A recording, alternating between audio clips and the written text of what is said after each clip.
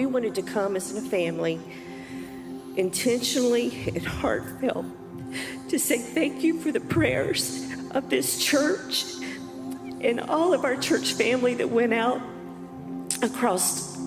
We found out there were people praying for us all across the world. And quickly, what happened was 4 weeks ago today, just about wee hours on November the 11th, Steve suffered a massive heart attack in the ambulance on the way to the hospital. He coded. He was gone for over 15 minutes. He was under CPR for over 35. When he got to the hospital, his pH was 6.99. His lactic acid was 20. The doctor looked at me and she said, "These numbers are not sustainable for life." She was trying to figure out what was going on, and she said, "Most doctors would tell you right now there is nothing they could do." She goes, "But if you give me permission, I'll try." And I said, "Try." And she went and took him to surgery, and I was alone in this room. And I just remember crying out. I wasn't even scared. I was mad. I said, "Devil, not tonight. This is not how this ends. This is not what happens." And I began to think about every promise that I had been taught all my life about what God's promises are. And I remembered, I went back to the little memory stones that Steve has been so good about teaching our family to do. Every time God does something in your life, you stake it and you remember it and you thank him for it. And we are here as a family today. We're going to be that leper that comes back and says, "Thank you, God, for healing us." Because there was so much of this story we can't even begin to tell you this morning, but this is a miracle. It was miracle after miracle after miracle. And it wasn't, when the doctor came out, she said, "I was able to get a stent in." She goes, "But he is very sick and you need to pray." She goes, "The next 12 hours are critical." And organically at that time, my children and those that were there, we had some friends, lifelong friends that had showed up that were praying within an hour of this whole thing happening. So we began every hour on the hour, just praying. We would gather up as it started as just us, and then more and more. I remember Kevin Respers of this church came in at about hour 3. I was standing at the foot of Steve's bed, and guys, it was not looking good for the home team, but we were just not even going to speak about anything but life. We only spoke life. And Kevin laid his hands on my shoulder from behind, and he prayed for Steve. And then he said, "This is going to be okay. This is going to be okay." And there was no reason other than we believed God. And we had a pastor after pastor come, Brother Jack, all people from all over the place. Every day a pastor would come, and there was one pastor, John Freed from Lakeland, that came in.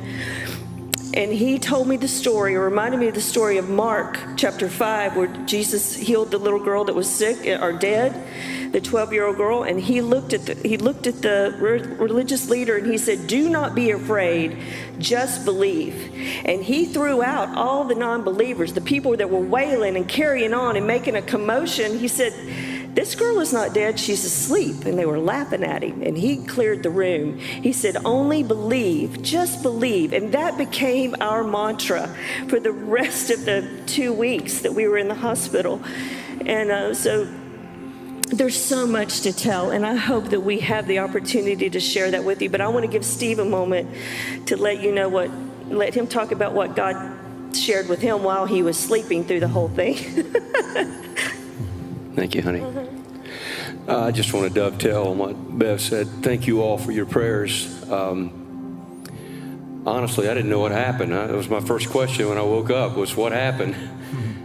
But we believe through some family members and friends that had been alerted that something was going to happen weeks prior to this, that it was an attack from the enemy. And Bev had a distant cousin that we have not seen in years who reached out to my mother, this is the day of, and said, "I don't know what's going on, but God just gave me a vision of angels around Steve. He's going to be okay, but he's going to go through a trial, but the angels are protecting him from the enemy. The enemy's wanting to take his life." And then about, I guess, the way you tell me anyway, is one of the worst days. She had another vision and called my mom and said, they came after him again, but this time there were no angels. The prayers of the saints held the enemy back. Folks, we do not realize how much power God has given us as his children.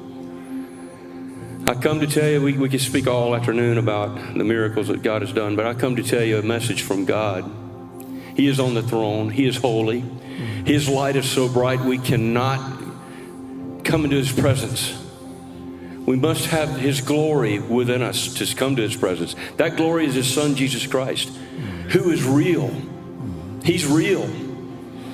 And God is on his throne. He gave me Joel chapter 3. Go home and read it. Folks, the last harvest on this earth for humanity has begun. God is standing up. He's calling all the nations of the world to the valley of Jehoshaphat, which is the valley of decision, which we all have to make.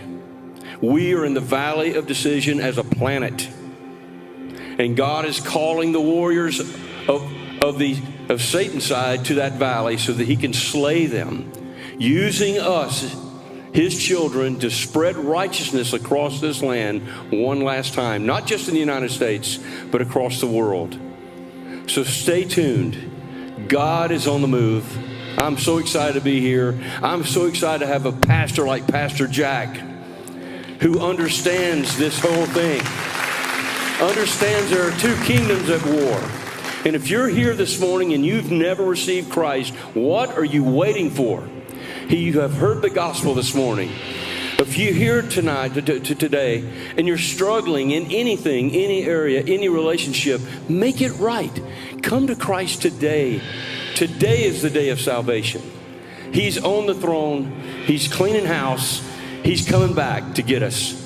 Thank you. Thank you for the opportunity, and thank you for your prayers.